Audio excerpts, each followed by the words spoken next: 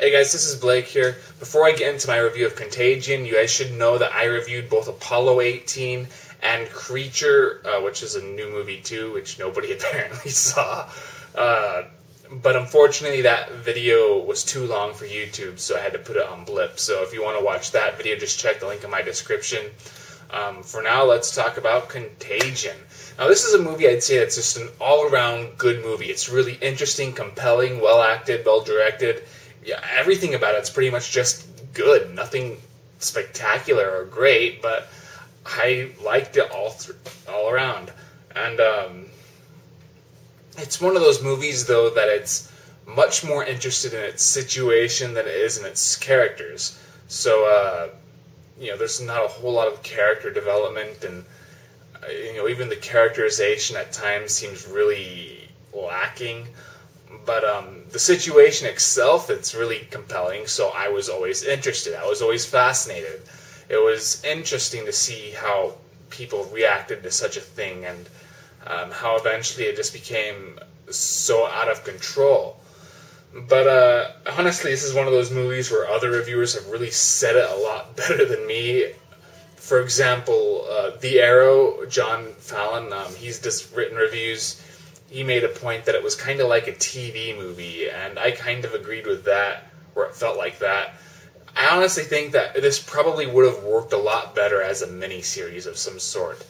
I'm thinking like The Day After. I think The Day After was a miniseries. I could be wrong about that. But maybe if there's more time to flesh out these characters, it would have been more effective, but there isn't really any time, so everything just kind of feels glanced over.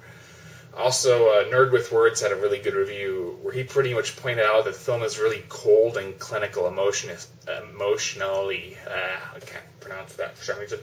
I just felt like the ending, for example, when they find a cure, there's nothing really spectacular about it. They just pretty much say, "Oh, we found a cure, by the way." There's no real emotional impact with that, so that was kind of a letdown. But the cast was really good, and it was really nice to see guys like Lawrence Fishburne play a good role, because even though there's nothing spectacular about the role or even his performance, it is still a pretty interesting role, and Lawrence Fishburne really nails it. And there's so many big names, or at least recognizable faces, like Matt Damon plays the concerned father.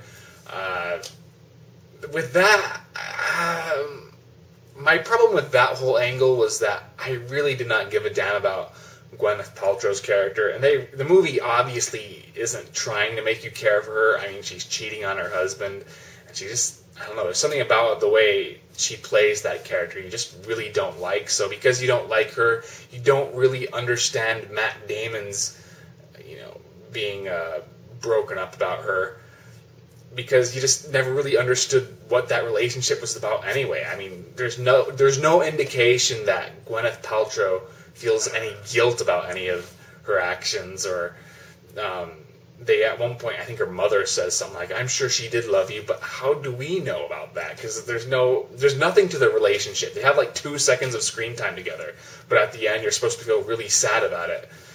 And he just doesn't have a whole lot to do in terms of the character, so when he's getting all defensive around his daughter, I don't know, it just didn't feel fully explored.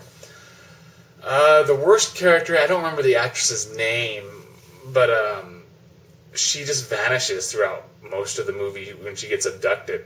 And it's like, why was she even in this again? And once again, they kind of make it as if we're supposed to care about that whole situation by the end, but because there's only like 5 minutes of screen time dedicated to that, it just loses its impact. I did like what they did with Jude Law. Even though the character could be pretty annoying at times, and he's your typical conspiracy theorist, I do like how they kind of make that character corrupted. You don't see that with conspiracy theorists that much, so that was pretty cool.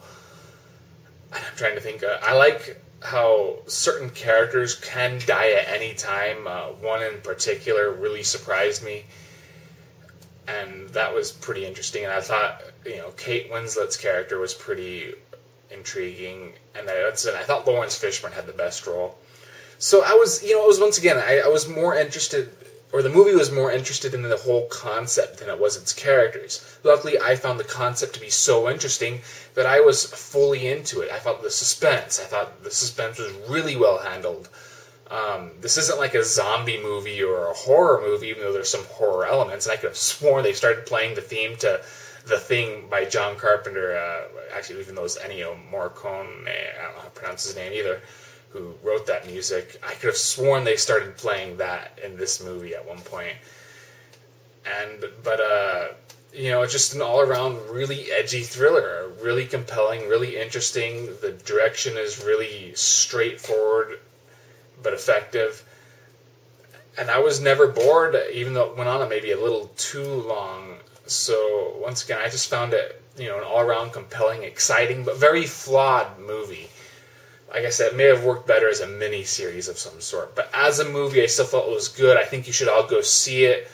I myself am kind of a germaphobe, so that probably affected it somewhat. But I'm not really crazy about it. I'm not like Howie Mandel. I can shake people's hands. I just wash my hands way too often to the point where they start getting really dry.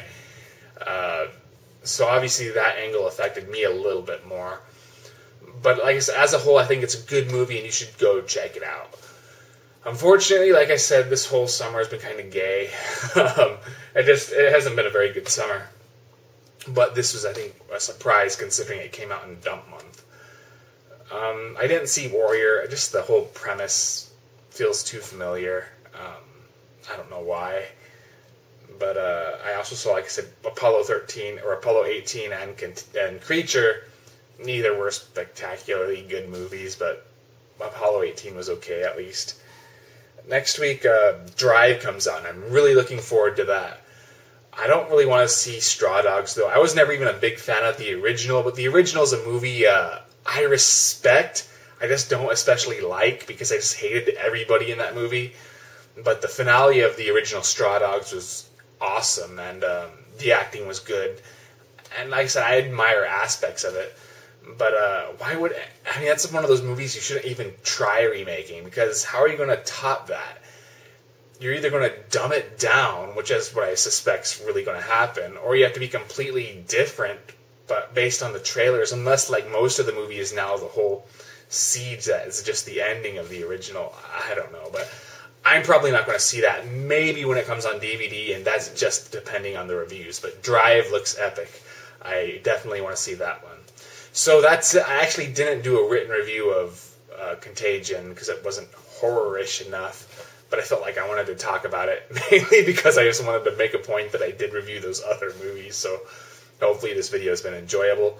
I'm aiming for Critiquing the Critics to be up tomorrow, but we'll have to see. I'll see you guys later.